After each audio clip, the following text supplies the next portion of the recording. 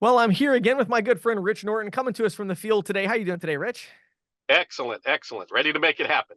All right, I love it. So today we're going to talk about everybody's favorite topic, which is closing the sale. And I think interestingly, Rich, I've heard a lot of people tell me that well, I'm trying the Ben Franklin close, and I'm trying the Abraham Lincoln close, and I don't know. There's all these closing tactics and Right. techniques and everything. Give us the real scoop, Rich, from somebody who closes 400 plus merchant accounts a year. What does it mean to actually close a merchant account? So closing is in your mindset. As I said before, and I'll say it a million times, that very rare do you miss someone in the end. You're missing them in the beginning. So you have to have the mindset when you're first walking into the business, you're closing all the way through. Now, how do you close? You're doing questions, and the magic answer is yes. You're getting them involved. You're getting them visualizing having our program already, and you're closing them all the way through. And when you're doing that, you're going to find when you get down to the end, it's going to be a lot easier rather than battling all the way through. When Right. you're doing it the right way, when you get down to the end, it's an assumptive close where the philosophy is like, wow, this is a no brainer. What do I need to do to get started? Yeah, I love it. So let's back up a little bit here and let's talk about kind of moving through the sales process. I personally always had a rule where I wanted to hear that merchant say yes at least 3 or 4 times before I went into the assumptive close, and I always like to do that as well. I'm curious your thoughts on that. Do you try to get a lot of yeses before the big yes? And if so, what are some examples of ways that you build that momentum? What are maybe some questions you ask or details that you run through? Throughout the presentation as you're speaking them, you can ask questions like, can you see how merchants love a program like this? Can you see why people love to deal with a company like us? So again, going back to what we Mm, talked in previous videos, is to visualize them having the program already. So engaging with the merchant is very, very important.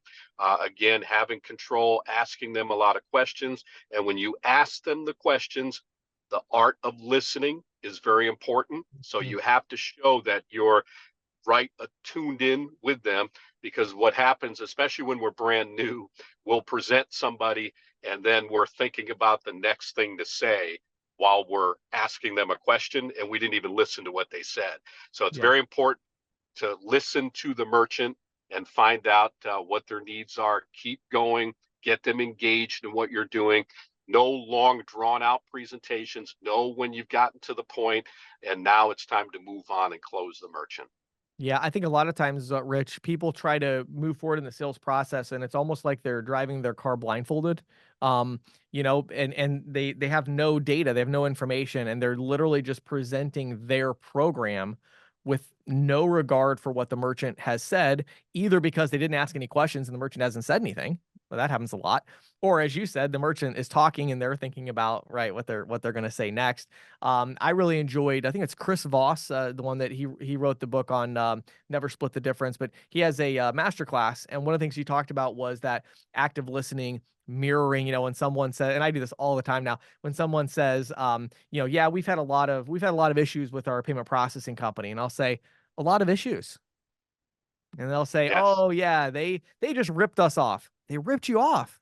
Yeah, they and mirroring, yes. so there's so many things like that, right, that we can do that are going to allow us to drill down, and then when we listen to that, we're able to move forward. One other quick thing I want to do before we get into the actual closing at the end is talk to me about silence. You and I never had this conversation. I'm a huge believer in this, meaning a lot of times salespeople are so concerned about any dead air that, they're just like so quick to say something versus when a merchant says something to me, a lot of times it's like I'll pause and kind of, even if I don't need to, I'll pause and just kind Yes. of, right. I want to show them that I heard what they said.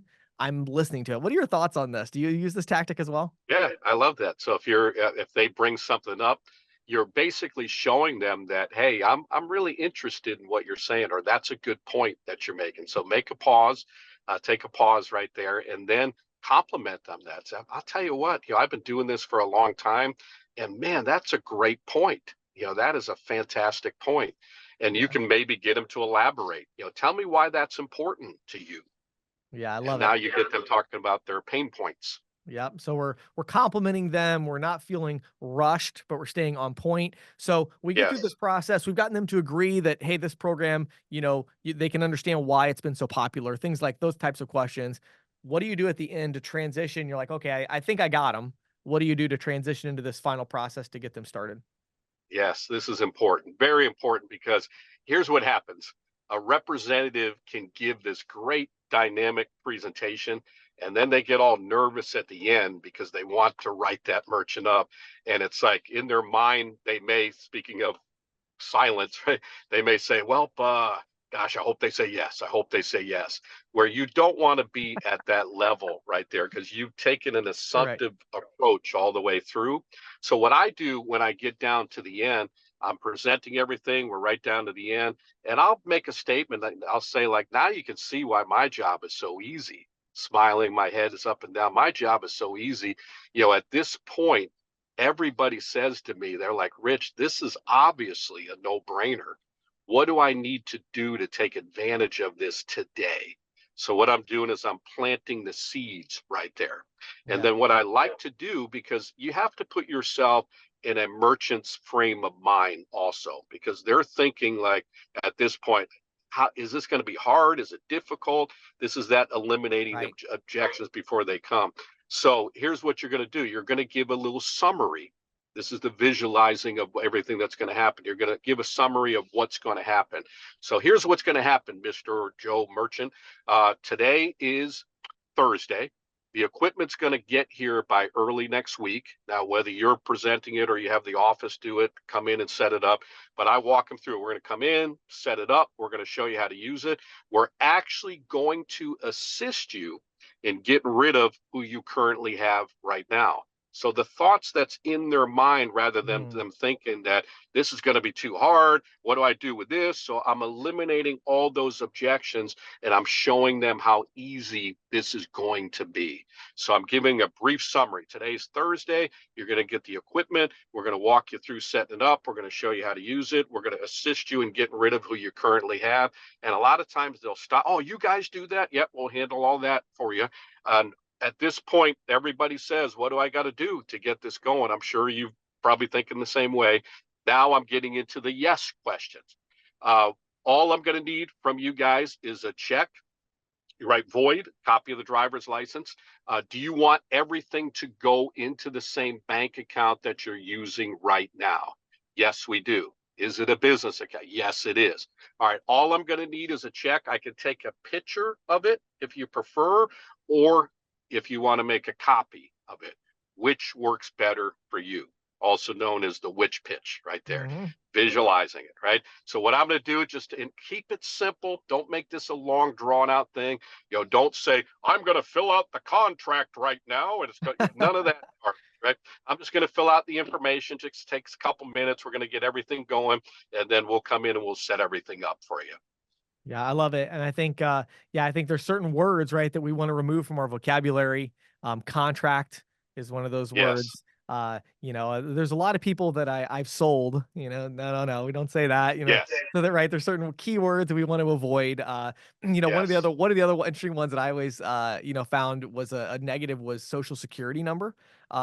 yes, I have ended up removing that word. I will not say that word to them unless even if they say it, it's like, well, you can say it, but I'm not gonna say it. I will say, I'd say now there is a little bit more information that we need from you, and then I'll turn my tablet around, or it used to be the paper, and I would turn it around and yeah, just point to it and say, if you can go ahead and fill that out for me, I need to check one thing on my schedule real quick while you do that. And then I would look away yes, from them and look at my schedule, and they will sit there for a minute and they'll put it in there. So yes. little things like that, you got to Little figure things. out how to get Yes, past some of this stuff, right? So yeah, I love it. So we get into the assumptive close, and now we're basically, again, I think the mindset though is so crucial, Rich, because what you're describing is just a different mindset.